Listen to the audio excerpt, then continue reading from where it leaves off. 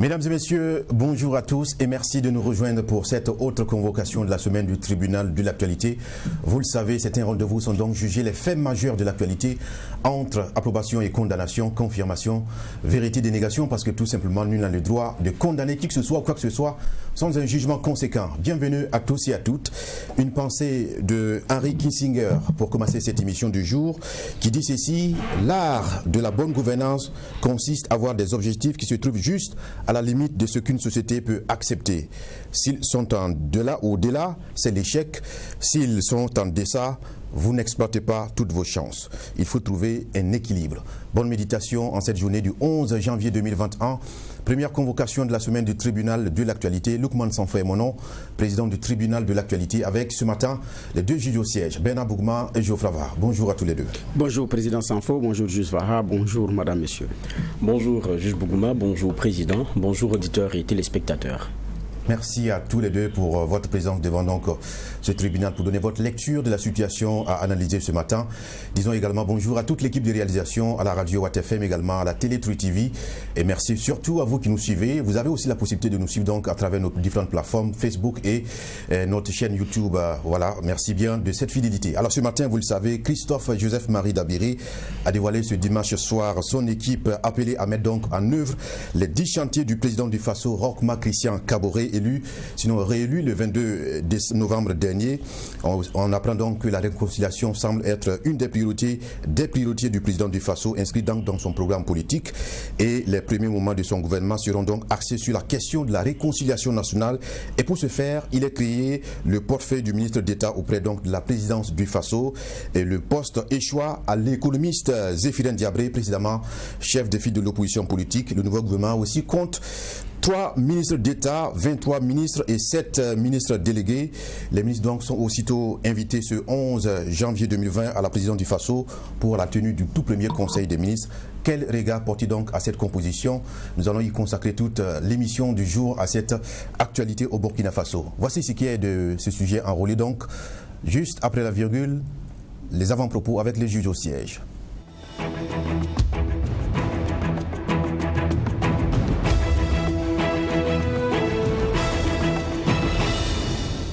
Bienvenue à tous et à toutes. Commençons par donner la parole à Bernard Bougma qui tient un journal. Sûrement nous allons avoir droit à un extrait. Bernard, bonjour. Non, ça n'a rien à voir. Non, ça n'a rien à voir. D'accord, allez-y, vous avez droit à la parole. Merci. Mon avant-propos va concerner la nomination, c'est vrai qu'on va en parler, donc la révélation de la liste des nouveaux membres du gouvernement, mais je parle par rapport aux responsables, donc de ceux qui ont la gestion de l'information. Donc la télévision publique est la voie d'entrée officielle, là il n'y a pas de problème. Le média a assumé sa responsabilité, le secrétaire général du gouvernement et du conseil des ministres y est allé pour donner lecture de la composition du gouvernement. Sauf qu'après, vous avez rapidement besoin de cette liste et vous ne trouvez pas. Donc, certains ont eu le temps d'enregistrer, j'en fais partie, pour réécouter, parce qu'en même temps, il y en a qui avaient calé des plateaux qui attendaient, nous en faisions partie. Donc, très rapidement, il fallait avoir quelques noms, parce que comme c'est lu, et puis il y a des changements dans les dénominations, des petits changements dans les dénominations de certains ministères, vous ne pouvez pas tout retenir. Donc, le temps d'arriver, vous êtes dépassé. Et 5 minutes, 10 minutes, 30 minutes, 40 minutes, vous ne trouvez ça ni sur la page de la présidente du Faso, ni de la primature, ni du service d'information du gouvernement. Ah, quand même, 40 minutes après. Je crois que c'est 42 minutes après que j'ai retrouvé ça sur la primature. Sur au niveau de la présidente du Faso, il n'y avait pas l'information. J'étais là avec les deux rédacteurs en chef, le directeur de l'information, M. Vaella, pour pouvoir retrouver ça, le minimum, parce que c'est l'instantanéité, les réseaux sociaux. Et ce n'est pas la première fois que nous disons cela.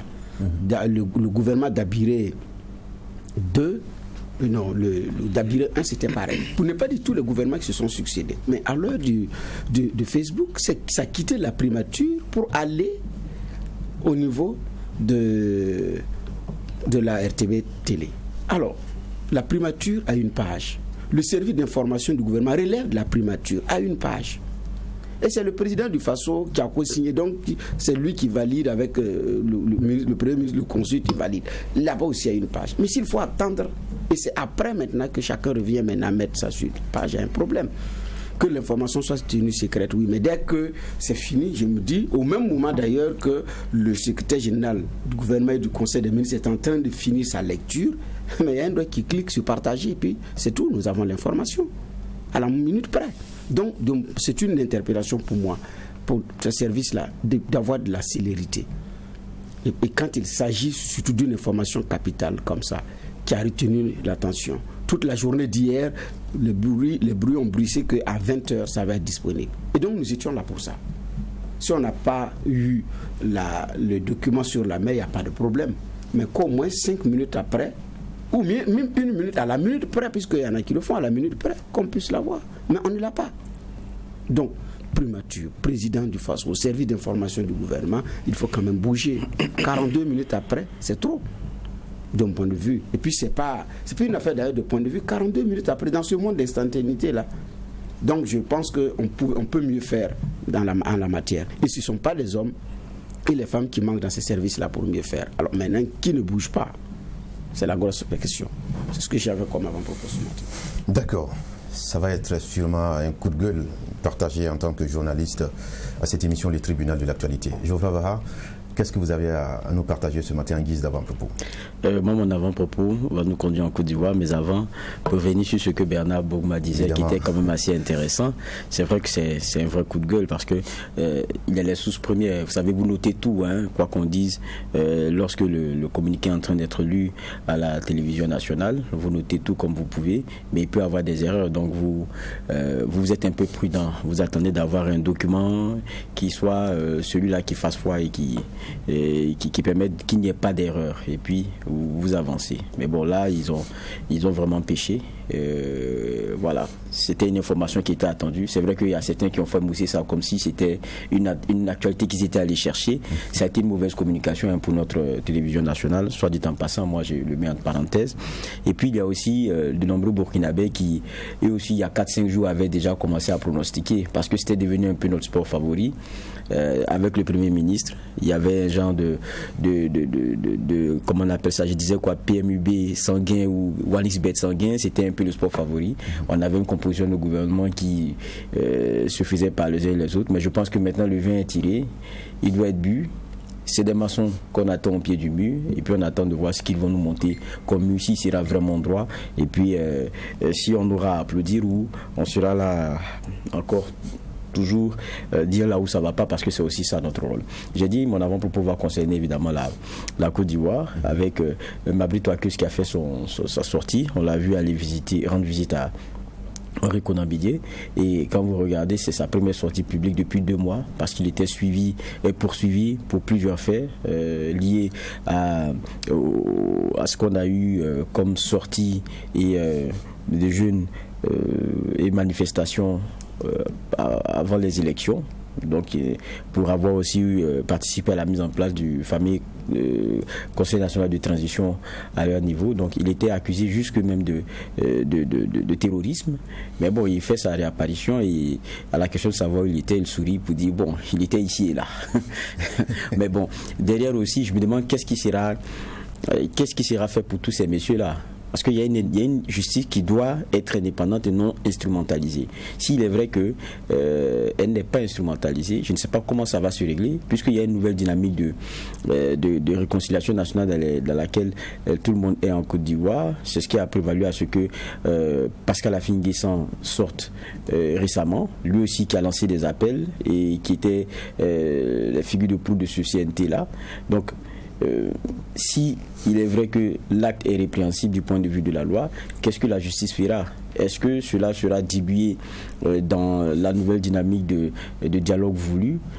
On attend de voir. Mais il y a des chefs d'accusation aussi, quand ils sont très forts, parce qu'on a envie de régler du compte avec, d'ailleurs même quelqu'un qui était, je parle de Mabry Touakeus, qui était ministre il n'y avait pas si longtemps et qui est allé en rupture de banc, aller jusqu'à l'accuser de terrorisme, et puis laisser ça comme ça, ça paraît quand même un peu surréaliste. Je veux dire, j'attends de voir ce que tout cela va donner, si peut-être ce n'est qu'on a peut-être une justice aux ordres, ou qu'on sacrifie tout sur un certain hôtel. Bon, c'est une actualité qu'on suit de très près, mais la vérité aussi, c'est qu'en Côte d'Ivoire, nous a un peu habitués à ce que tout soit vu sous le prisme des jeux politiques, alors que tout n'est pas ça forcément aussi. D'accord. Merci à tous les deux pour ce regard donc, sur l'actualité en guise d'avant-propos. Et vos premiers avant-propos d'ailleurs ont introduit le sujet donc, qui est ce nouveau gouvernement qui a été partagé par le Premier ministre et le président du Faso, Roch-Marc Christian Kaboré, dévoilé donc au Burkinabé ce 10 janvier 2021. L'équipe gouvernementale chargée donc de démarrer ce second et dernier mandat de Roch-Marc Christian Kaboré. Alors quel est le regard qu'on peut y porter? Déjà, l'équipe de WattFM, de la rédaction de WattFM et de Truth TV nous a préparé un élément que nous allons donc qui va nous permet de faire meilleure connaissance donc des nouveaux visages, sinon de la composition de ce gouvernement. On écoute cet élément et juste après nous reviendrons. Zéphirin Diabré, ministre d'État chargé de la réconciliation nationale, c'est l'une des grosses surprises de l'équipe gouvernementale révélée ce 10 janvier, soit 4 jours après la reconduction de Christophe-Marie Joseph Dabiré. Le chef du gouvernement a également fait appel à de nouveaux visages pour porter l'action du gouvernement. Maître Benewende Stanislas Sankara est nommé ministre de l'Urbanisme et de l'Habitat. Ouseni Tamboura remplace Rémi Fulgence Dandjuno à la communication. On note également l'entrée dans le gouvernement du professeur Chalmain Ouedraogo au poste de ministre de la Santé. Le portefeuille de la culture est désormais l'affaire de Élise Tombiano, qui remplace Abdoul Karim Sango. C'est aussi une femme qui est désormais aux commandes du ministère en charge de la justice. En effet, René Bagoro est débarqué au profit de Victoria Ouedraogo Kibora, précédemment secrétaire permanente du Conseil supérieur de la magistrature. Le ministère de l'eau et de l'assainissement est un nouveau patron à la personne de Ousmane Nakro. Modeste Yerbanga et Dominique Marie-André Nana, tous deux nouveaux ministres, héritent respectivement du ministère des Ressources animales et de celui des Sports. Oumarou Idani quitte le gouvernement et voit son ministère en charge des mines rattaché à celui de l'énergie, qui reste la propriété de Bachir Ismaël Ouedraogo. L'autre fait marquant dans la composition de l'équipe gouvernementale est le retour de Clément Savadogo, qui remplace Siméon Savadogo, désormais ministre de l'Environnement, de l'économie verte et du changement climatique. Au titre des ministres délégués, Maxime Koné, Aimé Zongo et Louise Ango sont à leur première expérience en tant que membres du gouvernement. Pour ce nouveau gouvernement Dabiré 1 du second quinquennat de Roch-Marc Christian Kaboré, on enregistre donc 12 départs, 14 nouveaux ministres et 19 ministres qui ont été reconduits. Voilà, merci donc à l'équipe de la rédaction de Truth TV WattFM pour cet élément à travers donc la voix de Adams Khaled Ouedraogo. Donc on va y porter un jugement à travers la configuration qui a été donnée, donc de constater. Ben Abougma, une question d'entrée, c'est vrai que vous avez déjà abordé les questions de généralité, notamment l'information, mais une question de généralité, c'est donc comment qualifier ce gouvernement qui a été donné de constater? Est-ce un gouvernement politique, un gouvernement d'union nationale ou de large ouverture? Techniquement, comment peut-on le qualifier? Bon, techniquement, c'est très difficile de parler de gouvernement d'union nationale parce que tous les acteurs ne se sont pas forcément impliqués. Quand on parle d'union nationale, c'est en général pendant les périodes de crise. Donc on ouvre avec l'opposition, des acteurs de la société civile, alors qu'ici, même l'ouverture est faite seulement des partis politiques. Donc qui au terme d'une élection refusent, certains refusent maintenant d'aller à l'opposition, d'autres y étaient déjà comme l'unir. Donc je pense qu'il y a cela. Donc ouverture au niveau de la majorité, voilà, pas d'union nationale. Maintenant, à l'intérieur, vous avez des techniciens, vous aussi vous avez des tout politiques, mais aussi vous avez des politiques techniciens en même temps. Donc beaucoup plus techniques, mais en même temps avec une bonne dose de capacité politique. Donc c'est ce dosage-là, avec d'autres également, pour ne pas oublier aussi d'autres qui ont déjà de l'expérience à travers les différents chantiers qu'ils ont conduits dans leurs ministères respectifs. Certains ont tapé les 5 ans, comme Éric Bougma, tapé 5 ans, et qui revient au même poste. Certains, c'est 2 ans, pour ceux qui sont venus en 2018, donc qui ont quand même eu de l'expérience et de bons points dans leur ministère, également qui ont été conduits. Donc c'est ce mélange-là, mais avec des tout nouveaux aussi, qui viennent pour la première fois dans la fonction ministérielle. Et Geoffroy, on se souvient au dévoilement du nom du Premier ministre, on avait estimé qu'au regard donc des tractations internes qui avaient été données de constater, ça pouvait être un Premier ministre à défaut. Est-ce que ce gouvernement, qui aussi est partagé depuis hier, pour vous, représente ce qu'a été le Premier ministre, c'est-à-dire un gouvernement sans grand étonnement, changement fondamental, ou bien véritablement pour vous, c'est un nouveau gouvernement? Parce que d'aucuns estiment que c'est pour eux un remaniement et non un nouveau gouvernement. Quelle est votre appréciation? Bon, dans tous les cas, c'est un nouveau gouvernement parce que il y a combien? 14 arrivés, non? 12 personnes qui sont restées. C'est un nouveau gouvernement. Maintenant, on peut, selon les espoirs qui ont été nourris par les uns ou les autres, être déçu de ce qu'il n'y a pas eu de changement tous azimuts ou se reconforter de ce qu'on soit dans la continuité. Ça, c'est les espoirs que chacun nourrit à son niveau, selon certaines raisons. Mais ce qu'on pourrait déjà, pour moi, remarquer, c'est qu'on a été beaucoup prudent. Parce que quand vous regardez à la reconduction du Premier ministre, Dabiré, on a déjà compris que la question des changements était difficile. Sinon, je pense que depuis le 28 que l'homme avait déposé la démission, s'il s'agissait de sa reconduction de façon très logique, on l'aurait eu assez tôt. Ça veut dire qu'il y a eu beaucoup de tractations, déjà même sur la question du Premier ministre. Ça augurait de ce qu'il y avait beaucoup d'angles à arrondir.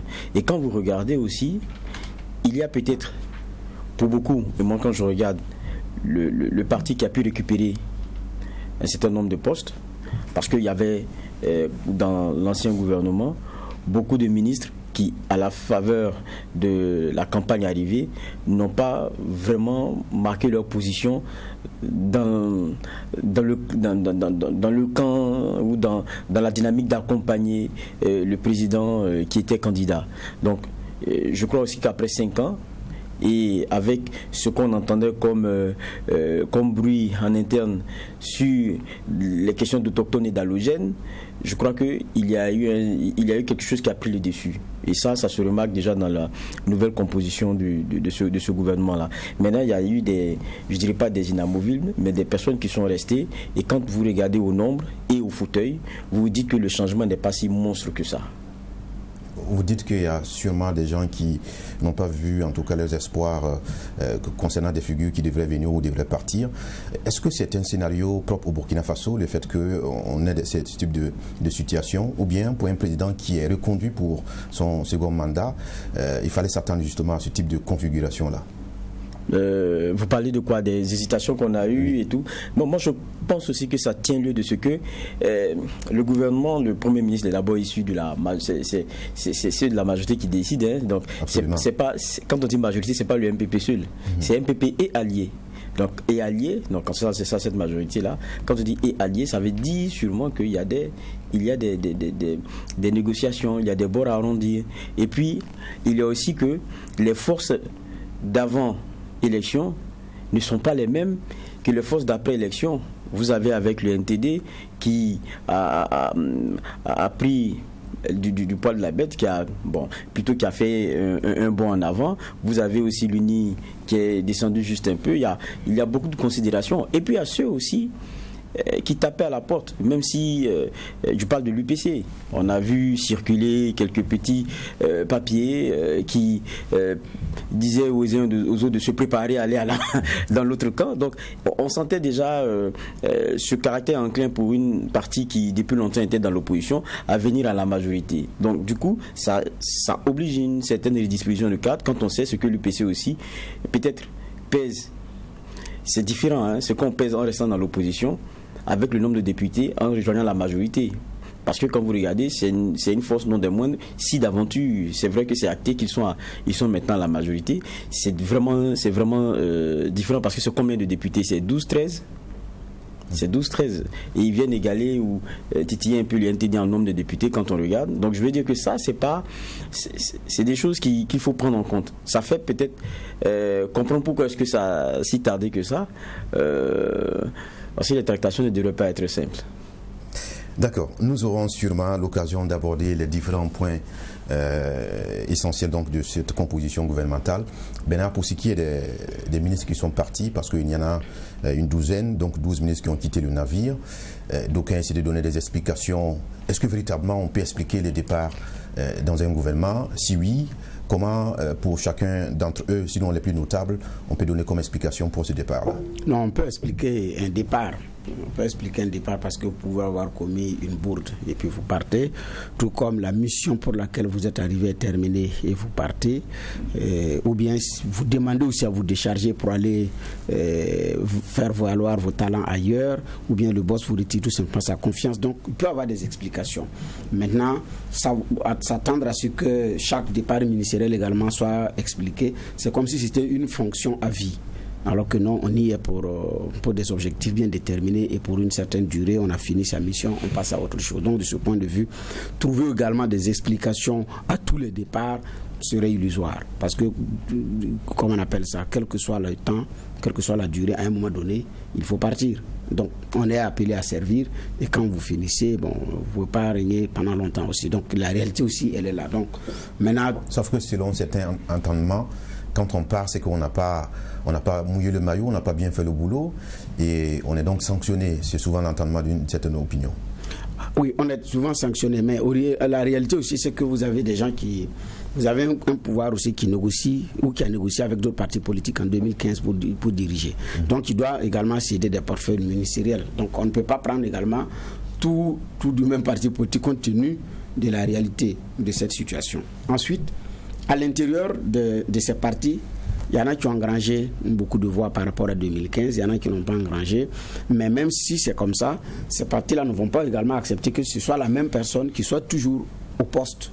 Donc il faut également changer de personne à ce niveau. Donc il y a cette réalité aussi qui est là. Alors maintenant, par rapport à certains qui n'auraient pas suffisamment mouillé le maillot, ce qui est reproché à certains, ce n'est pas sur les aspects techniques, c'est peut-être sur les aspects politiques. Il y en a qui ont refusé de battre campagne, qui ne s'affichent pas avec le parti au pouvoir, qui sont partis. Mais d'autres aussi refusent de s'afficher, mais qui sont restés. Donc ce n'est pas tant le fait de mouiller le maillot tout et tout. Ce n'est pas systématique. Ce n'est pas systématique. Ce n'est pas systématique parce que des ministres, on a vu, n'ont pas appelé officiellement à voter pour Roch Marc Christian Kaboré à travers des médias et d'autres, mais sont reconduits. Certains l'ont appelé, mais sont partis. Par exemple, Sango. Au détour des interviews, Sango l'avait dit, mais Sango n'est pas reconduit. Le professeur Sini, on n'a pas vu, il est reconduit. Donc, on ne pourrait pas trouver des explications à tout. On ne pourrait pas trouver des explications à tout. Donc on a fait un savant mélange entre les considérations politiques et également la technicité nécessaire. Exactement. Donc, savant dosage, parce que c'est aussi comment on appelle ça, un gouvernement avec, au niveau des postes régaliens, des figures du MPP. Même si, au niveau de la défense, en tout cas, je n'ai pas connaissance que M. Si a maintenant la carte du parti. Et en son temps, il y a eu beaucoup de commentaires qui disent que pour le ministère régalien, c'est d'abord l'apanage du parti. On ne peut pas confier la communication à ceci, puis confier tel ministère régalien à des gens qui se réclament de la société civile ou qui ne se réclament pas du MPP. Ça a été beaucoup de bruit en son temps. Mais cette donne, par exemple, n'a pas changé. Au niveau de la défense, ça n'a pas changé. Comparé ancien qui est à la retraite, donc ancien gendarme à la retraite et qui rébelote, mais je ne crois pas que monsieur avait battu campagne longuement pour le MPP, et puis pendant ces campagnes, ça n'a pas véritablement également changé fondamentalement dans certains postes clés, dans certains ministères clés. Donc, ce qui fait que c'est, comme vous l'avez dit, un dosage de ceux qu'on appelle technocrates, des politiques, et aussi des politiques qui sont aussi des techniciens, qui connaissent bien le fonctionnement administratif, mais qui ont une bonne expérience de l'action gouvernementale. Donc, un savant dosage aussi avec les vieux loups de la scène politique burkinabé, comme le ministre de l'administration territoriale, Clément Sawargo, qui est parti pour revenir. Donc, il y a ce mélange-là, tout comme le jeune Ousseini Tamboura, qui n'est plus également pas présenté à la scène politique burkinabé.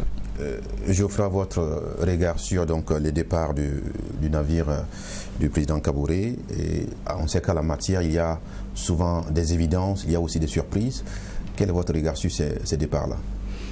Bon, il y a des départs où on avait, quand vous regardez, au fond, des postes qui revenaient à des partis aussi.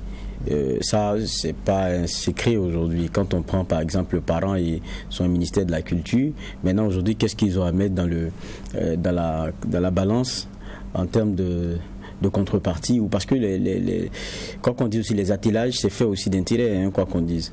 Et puis, c'est fait d'un certain nombre d'éléments. Bernard le disait tout à l'heure, c'est vrai qu'on a entendu le ministre appeler à voter pour Roch Kaboré, mais à la fin aussi, c'est des personnes qui, dans le processus, n'ont pas pu avoir de candidat parce que leur liste a été invalidée, donc absent à l'Assemblée nationale. Ça devient un peu difficile en termes en termes de choses à mettre sur la table pour discuter, parce que dans la réalité aussi politique, c'est cela. Et étant entendu qu'on est dans un contexte où, pour cette fois-ci-là, pour la réélection du président Roch Kaboré, vous avez vu, il y a eu une vraie machine autour. Et quand on dit machine, c'est chacun qui attend aussi quelque part un retour de l'investissement mis, pour dire comme ça. Donc, quand vous êtes de ceux qui à la fin n'avaient pas vraiment grand chose à mettre sur la table, ça vous met en minorité. Et je crois que ça, c'est à prendre en compte dans le fait que ce ministère-là est échappé à la fin aux parents et qu'on est un parent absent. Maintenant, pour certains autres ministères, ça pourrait s'expliquer d'une autre façon. Vous voulez que j'évoque des noms ? Moi, quand je prends j'irai avec ceux pour lesquels je pourrais avoir, par exemple, un regard. J'ai commencé avec Songo. Je prends le cas du ministre Dandinou. Vous savez, à la formation même du premier gouvernement, je le répète encore, on a beaucoup entendu les bruits internes au MPP concernant quelques choix. Certains diront technocrates, mais même quand on met du politique, ça ne veut pas dire forcément qu'il n'y a pas de background derrière. Mais c'est que souvent, c'est le politique qui guide beaucoup plus le choix et tout. Mais là, il y a beaucoup qui se disaient, bon, c'est vrai qu'on a mouillé le maillot, et puis bon, on a l'impression que quand on regarde la composition de son gouvernement, il y a beaucoup de personnes qui viennent d'ailleurs, on ne comprend pas, et puis c'est des gens sur lesquels on n'a pas un genre de mainmise, et puis bon, ça met toujours mal à l'aise. Il y a toujours ces oppositions et ces antagonismes d'intérêt. Et c'est forcément comme ça entre ceux qui militent et ceux qui viennent apporter à l'exercice du pouvoir. Parce qu'on se dit, les compétences, on peut en trouver parmi nous qui avons mouillé le maillot pour vous. C'est un peu ça la réalité. Et je me dis, on a un gouvernement qui se construit et qui se constitue juste après des élections. Et des élections pendant lesquelles on a eu un président qui a été fortement entouré, avec des compositions aussi hétérogènes. Vous vous rappelez ceux qui ont fait le doigt comme ça à côté du président, avec label et tout. Donc il y a eu beaucoup de choses comme ça. Donc quand vous avez été du gouvernement où à un moment donné, on avait l'impression que le mot d'ordre c'était vous avez été quand même 5 ans avec nous. Le bilan, c'est aussi le vôtre. Donc sortez le défendre, alors que défendre le bilan, c'est quoi ? C'est battre campagne.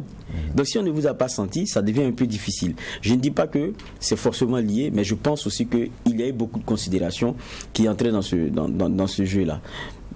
Quand vous prenez le cas Bagoro, ça fait quand même aussi 6 ans. Il est là depuis la transition. Mais il faut reconnaître aussi que on a vu passer sur nos plateaux ici un monde syndical de la magistrature qui n'était pas tendre forcément avec lui. On a lu des papiers à des moments où on se disait que est-ce qu'il n'y a pas de problème de personne. On l'a posé comme question ici plusieurs fois. Bon, je ne dis pas que ce soit ça qui ait eu raison de lui, mais à un moment donné, quelquefois aussi, il faut donner un souffle nouveau à une institution. Bon, c'est vrai qu'on parle de séparation des choses, mais bon, à un ministère aussi qui a peut-être besoin de nouvelles compétences et puis de faire tourner un peu la machine. Peut-être que c'est ce qui a concouru à ce que Bagoro soit débarqué, mais c'est peut-être le regard global que je pourrais avoir sur ces postes-là. Mais à la vérité, il faut le dire, on jette un regard comme ça, mais c'est toujours avec beaucoup de prudence. Parce que le jeu qui s'est fait en interne, quand vous regardez comment est-ce que c'est jusqu'à la dernière minute qu'on a un certain nombre d'éléments, vous vous rendez compte qu'il y a des choses que vous ne pouvez pas maîtriser. Il y a des choses que vous ne pouvez pas maîtriser. Pour vous, s'il y a des départs regrettables à mentionner ou des départs salutaires, parce que ce dernier serait peut-être un boulet au pied donc du président qui a-t-il des faits, qu'est-ce qu'on peut mentionner ? Oh, moi, je n'ai pas de départ salutaire ni de départ souhaité ou quoi que ce soit. Regrettable. Non, moi, je ne pense pas ça. C'est le président qui s'entoure de messieurs qui, pour lui, sont les plus à même de faire accomplir ce qu'il a promis au Burkinabé. Et c'est à ça qu'il est jugé à la fin et qu'on dira, vous avez bien fait, messieurs, ou franchement, vous avez été à côté de la plaque. C'est pas à nous de... nous, on essaie de lire un peu dans les choix qui sont faits, et les perspectives que cela offre. Maintenant, sur la question des résultats, je pense que les élections ont été bien là pour pouvoir, de façon implacable, lui rappeler s'il a bien travaillé ou pas. Et puis nous serons toujours là pour la critique et dire vous déviez ou ce que vous faites c'est pas mal. Mais pour la question des hommes, je pense qu'on vient et on sert, on apporte ce qu'on peut à un moment donné, et pour le peu qu'on ait apporté, il faut vous reconnaître. Et puis si d'aventure il y a des choses à parfaire, quelquefois c'est votre profil, ou bien quelquefois c'est votre personnalité à vous, ou bien quelquefois c'est le temps de donner la chance à quelqu'un d'autre, c'est des choses qui s'expliquent. Mais dire départ souhaité ou regretté, je pense qu'on est combien de millions de Burkinabés, c'est pas les compétences qui manquent. Chacun apporte sa partition à un moment donné et part. Alors, Bernard, s'il y a bien des départs, c'est qu'il y a des arrivées. On va justement parler de ce point maintenant. Des personnes qui sont donc à leur première expérience d'entrée au gouvernement. Alors, mais quand on regarde de façon générale la configuration des personnes qui sont pour la première fois membres du gouvernement, on n'a pas comme l'impression qu'il y a eu véritablement la récompense sortie donc des élections comme beaucoup l'avaient présagé. Quelle est votre lecture? Oui, effectivement, et là c'est la grosse question. En tout cas, parce que vous regardez l'UNIR PS s'en sort avec un siège, l'UNIR avait 2 sièges.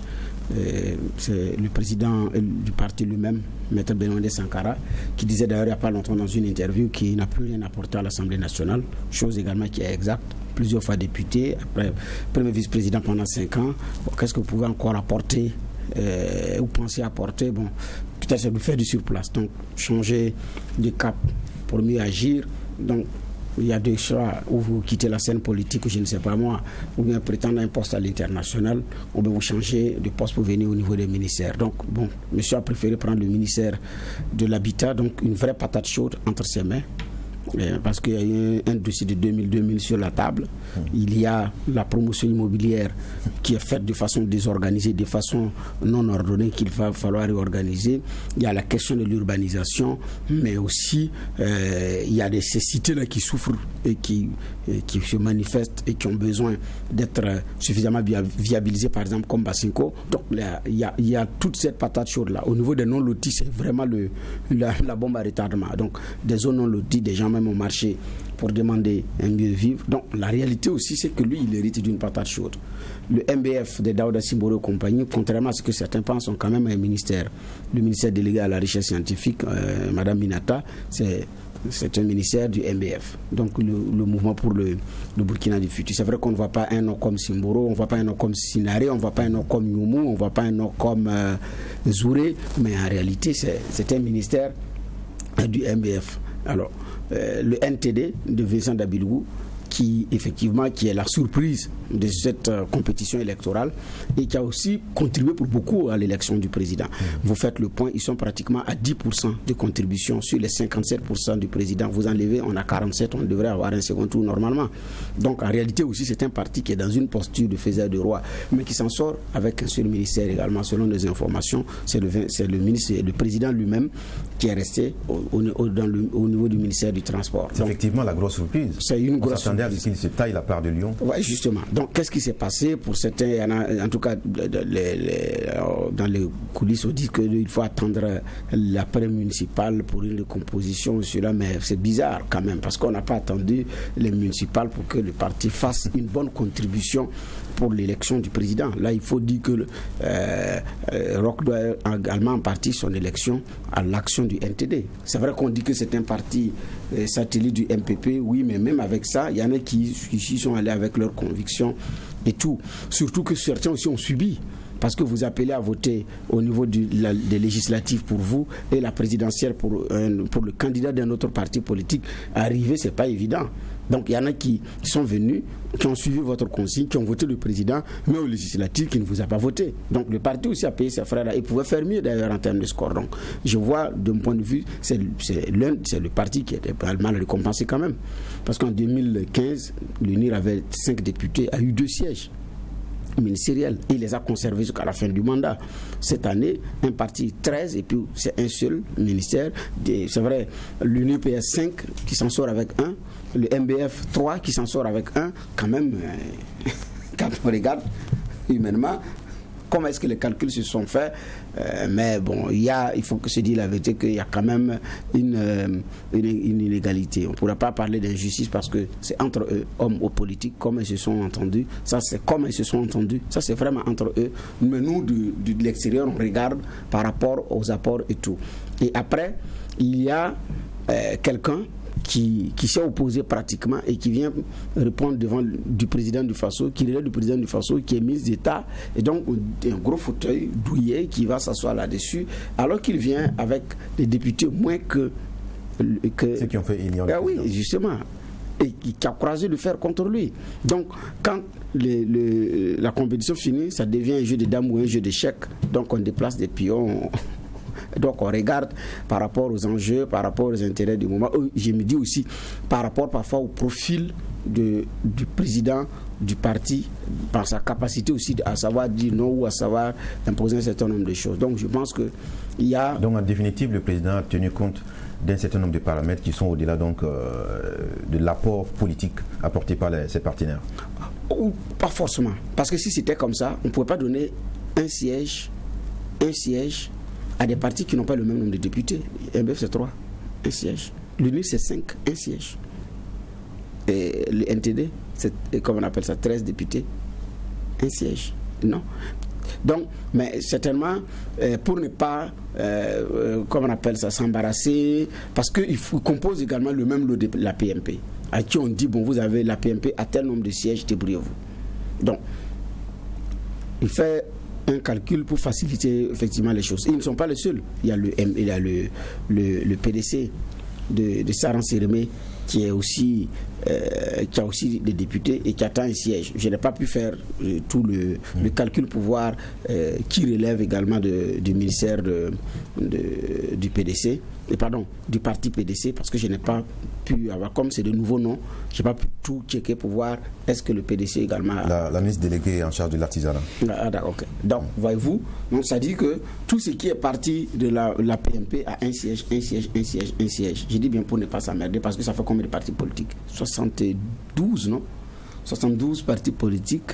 Il y a, à l'intérieur, il n'y a que quelques-uns qui ont pu avoir des sièges à l'Assemblée, mais chacun aussi revendique sa part de gâteau, parce qu'il y en a qui sont avec le MPP depuis la création du MPP. Je n'ai pas dit depuis la campagne, parce que depuis la création, il y a des partis qui se sont rapprochés. D'autres, c'est pendant la période électorale de 2015, d'autres, c'est après, et certains nouveaux partis qui ont été créés, comme le PUR, le MBF, et d'autres se sont alliés au niveau de, comment on appelle ça, de la majorité. Mais ça, c'est très récent par rapport aux autres qui étaient là depuis. Donc, est-ce qu'il a tenu compte de tout cela, ou bien c'est un calcul facile pour ne pas trop, pour qu'à la PMP il n'y ait pas de reproches entre eux? Maintenant, c'est entre eux, partis politiques et présidents des partis qui savent ce qui s'est réellement passé. Geoffroy, il y en a bien sûr qui avaient appelé le président réélu à une sorte de devoir, on va dire, d'ingratitude, c'est-à-dire que de considérer le fait que même s'il y a eu des partenaires, des alliances qui ont permis donc d'avoir ce second mandat, il faudrait tenir compte de l'intérêt supérieur de la nation pour ne pas justement partager le gâteau comme beaucoup l'estiment. Est-ce que vous pensez qu'il a tenu compte de cette donne-là? Est-ce que c'est un défi qui a été relevé? Bon, le devoir d'ingratitude lui-même se fait dans des proportions, il n'est pas dans l'absolu. Sinon, vous aurez à vous retrouver face à votre propre turpitude et à vos propres choix. Et en politique, cela paie cash, cela fait payer cash d'ailleurs.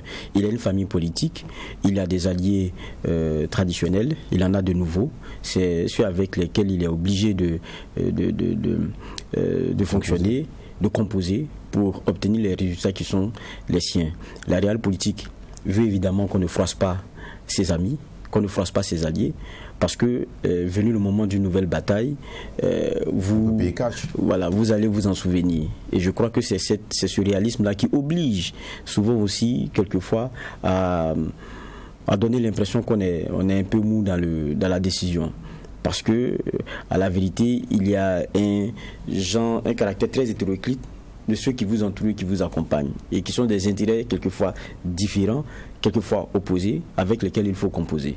Et donc c'est jamais vraiment simple. Et ceux qui s'attendent à ce qu'on ait du tout technocrate, je dis encore, même dans le politique, on trouve des profils qui sied à certains portefeuilles. Je prends le cas par exemple de l'énergie. Tout le monde est quand même d'accord que sur ce chapitre-là de l'énergie, on a connu des périodes plus difficiles au Burkina pour ce qui est de notre fourniture en électricité et même de la question en couverture. On a fait quand même une bonne progression sur ce chapitre-là. Et quand vous regardez, le ministre qui était là, Bachir, il se voit ajouter le portefeuille des mines et des carrières. C'est ministre de l'énergie, des mines et des carrières, même s'il a un ministre délégué chargé des mines et des carrières qui lui est flanqué. Mais donc, ça veut dire ce que ça veut dire. Mais derrière aussi, quand vous regardez, il y avait un nom. Et puis, il y avait des affaires. Charbon fin, ça suffit déjà à résumer beaucoup de choses. Comme si on en a profité aussi en même temps pour enlever une petite épine du pied. Je n'ai pas dit que tout était avéré, mais vous savez, en matière de gestion, lorsque vous avez sur ce qu'est votre travail plein de suspicions et qu'il y a beaucoup de bruit autour de votre travail, à un moment donné, vous devenez la personne à problème. Et donc, le changement, ça donne un souffle nouveau, ça permet de repartir. Et je crois qu'en politique, c'est des décisions qui se font pas sur le caractère avéré de vos fautes, mais quelquefois aussi sur le climat qu'il faut apaiser pour qu'on puisse avancer. Et donc, par exemple, vous posiez la question, est-ce qu'il y a des départs qui soulagent? Ça ne soulage personne. Peut-être c'est le président lui-même qui est soulagé et qui en a eu l'occasion. C'est un boulet qui a été enlevé, c'est sûr que ça soulage. Mais le problème, c'est que ce n'est pas le boulet au pied des populations. C'est celui qui gère, c'est lui qui a géré ce type de boulet-là. Donc, ça a été peut-être aussi l'opportunité pour eux de pouvoir régler ce problème-là. Et c'est clair aussi qu'en la matière, souvent, il y a beaucoup d'autres petits problèmes qui sommeillent. Et lorsqu'on regarde, lorsque vous devenez la personne qui ne permet pas forcément qu'il y ait le dialogue et tout, on essaie de faire des changements. Mais quand je regarde au fond, je me dis, on n'a pas eu toute la... Je ne sais pas comment je vais l'exprimer, mais il y a un genre de non abouti dans sa plénitude. On a l'impression qu'il y avait quelque chose de plus fort qui était préparé, mais on a coupé la poire en deux. Est-ce qu'on n'aura pas peut-être, pour ceux qui sont qui étaient dans l'attente d'un changement de cap, d'une cassure dans la composition du gouvernement à 99%, est-ce que ceux-là ne l'auront pas, mais il faudra attendre encore 6 mois, 1 an? On a l'impression qu'on est en train de faire ça de façon douce. Même à la désignation du Premier ministre, on a vraiment cette impression-là, dans sa désignation tardive, et avec quand même une bonne partie du gouvernement, parce qu'il y a quand même 14 arrivés, ce qui n'est pas rien. On a l'impression que il y a eu un accouchement qui est difficile, mais tout n'est pas encore sorti. On se comprendra. Vous pensez qu'il y a eu un accouchement par césarienne, comme quelqu'un dirait? Mais quoi que tout ne soit pas encore sorti, on a l'impression qu'on aurait un vrai gouvernement en 2 vagues, je ne sais pas. D'accord. Vous pensez qu'il y a un triplé ou il y a un triplé, il y a un déjà qui est dehors. Voilà.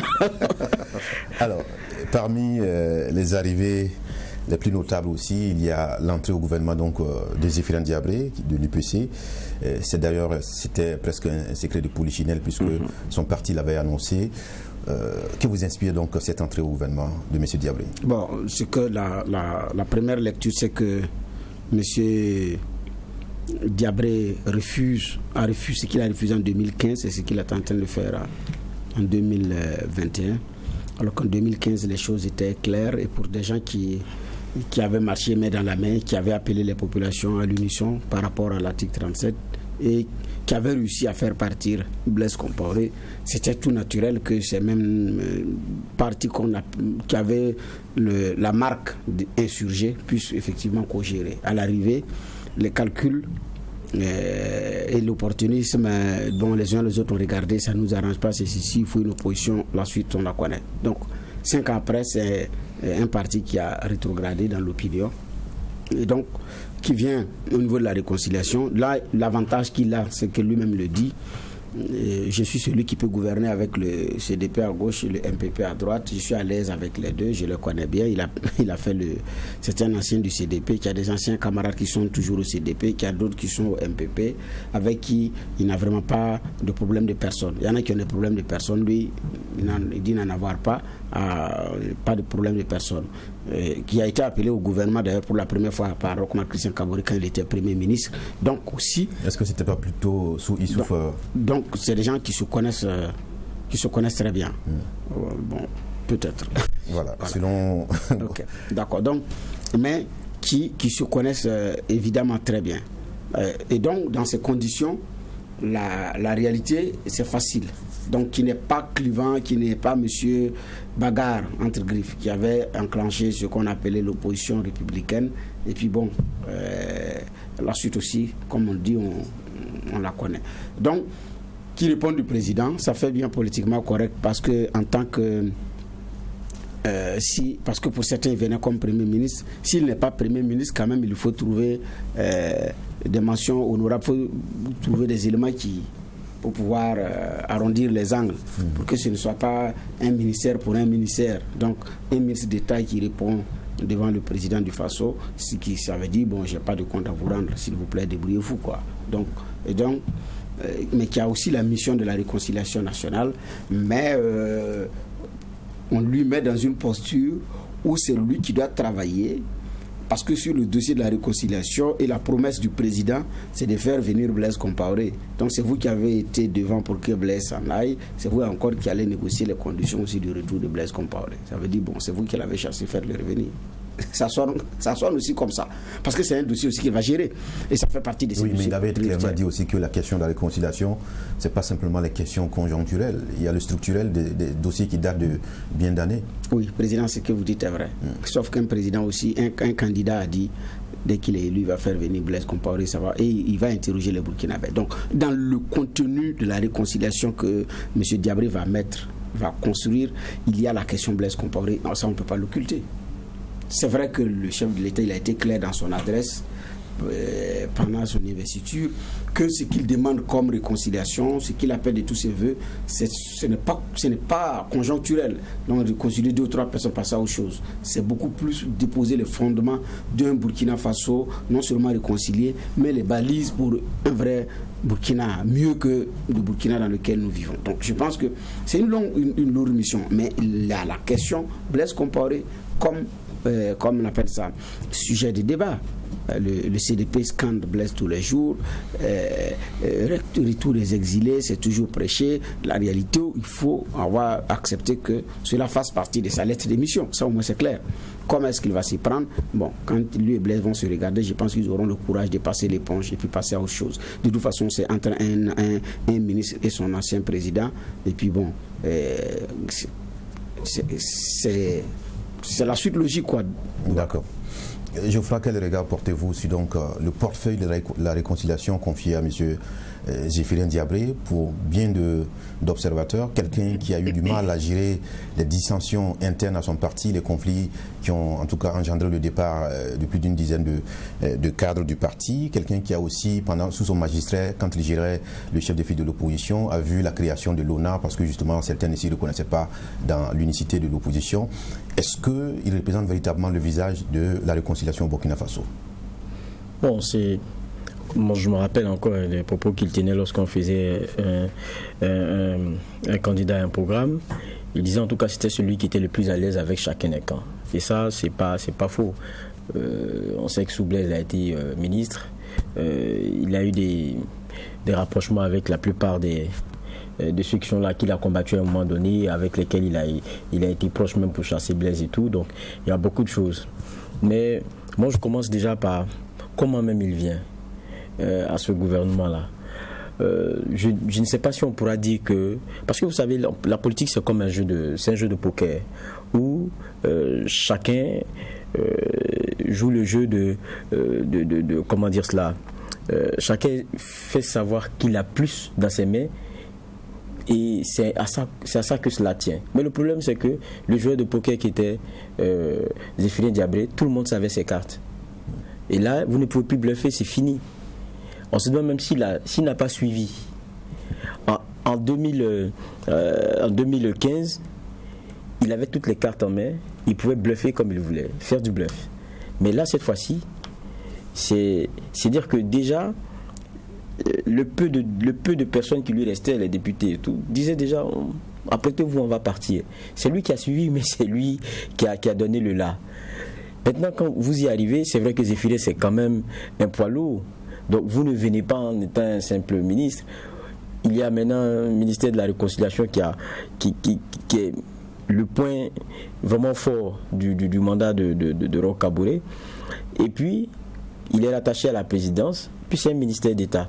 Donc, on va dire qu'il a quand même gagné dans l'échange. Mais, au fond, qu'est-ce qu'on lui donne? On lui donne une patate chaude aussi. Parce que l'échec de la réconciliation, ça ne sera pas celle de Roch. Ça sera celle des Zéphirin.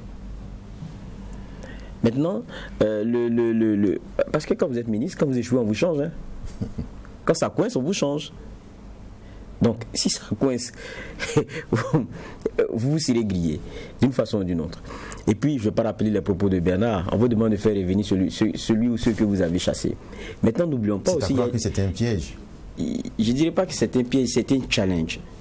Maintenant, on espère que Zéphirin Diabré, avec tout le bagage qu'il a, et puis le personnage même qu'il est, qui n'est pas, qui est celui qui s'est vraiment arrondi le bord et qui, parce que de tout temps, il a réclamé quelque chose, c'est être républicain. C'est-à-dire que tout ce qu'il fait, c'est au nom de la République. C'est resté dans les textes, c'est resté dans ce qu'il faut. Donc, même quand on froisse, c'est au nom de certaines valeurs et c'est dans la défense de certains intérêts qui sont ceux d'abord de la nation. Donc quand c'est comme ça, après vous pouvez vous parler. Son conflit ou son opposition avec Blaise Compaoré, ce n'était pas la question de la personne, c'est la question du respect d'un certain nombre d'éléments. Vous ne pouvez pas rester à vie. C'était un peu ces choses-là. Aujourd'hui, on est dans d'autres réalités. Est-ce que les portes lui seront ouvertes pour qu'il puisse entamer ce dialogue-là? C'est ce qu'on pourrait espérer. Mais il joue gros. Ça, il ne faudrait pas qu'on se leurre. Il joue vraiment gros parce que la défaite ou l'insuccès sera d'abord le sien. Et après, c'est des choses qu'on pourra voir. Et puis, n'oublions pas, même pendant la campagne, lorsque le président du Faso disait retour de Blaise Compaoré, les gens lui ont rappelé attention. Il y a une question de dossier. Ça ne va pas se passer par perte de profit. C'est là la vérité. Est-ce qu'aujourd'hui vous pouvez venir dire qu'au nom d'une certaine réconciliation, il faille diluer un certain nombre d'éléments sur lesquels il y a des décennies que des gens attendent et tout? Est-ce qu'on fera accepter à certains concernés de savoir venir passer devant la case de justice? Ça, c'est la réalité, c'est la question de fond. Quel discours vous tiendrez? Lorsque vous dites que vous avez défendu un certain nombre de valeurs, vous avez rappelé un certain nombre de crimes pour lesquels les personnes doivent répondre jusqu'à ce qu'elles partent, vous ne pouvez pas venir dire laissons ça un peu de côté le temps de s'entendre. Ça devient très difficile. Donc je dis, on verra à l'œuvre comment est-ce que Zéphirin va gérer tout cela. Mais il va falloir de la dextérité.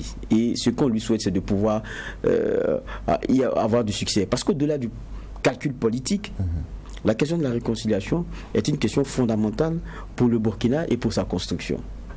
Sûrement, dès aujourd'hui, on aura, en tout cas, on saura davantage sur les orientations qui seront données par le président du Faso sur cette question de la réconciliation nationale. Bernard, j'aimerais qu'en 2 minutes, on parle de celui qui va être désormais le nouveau visage donc, de ce gouvernement, le visage quotidien, va-t-on dire, le porte-parole du gouvernement, en la personne de Ousseini Tamboura. C'est également un fin connaisseur donc des aspects de communication et tout.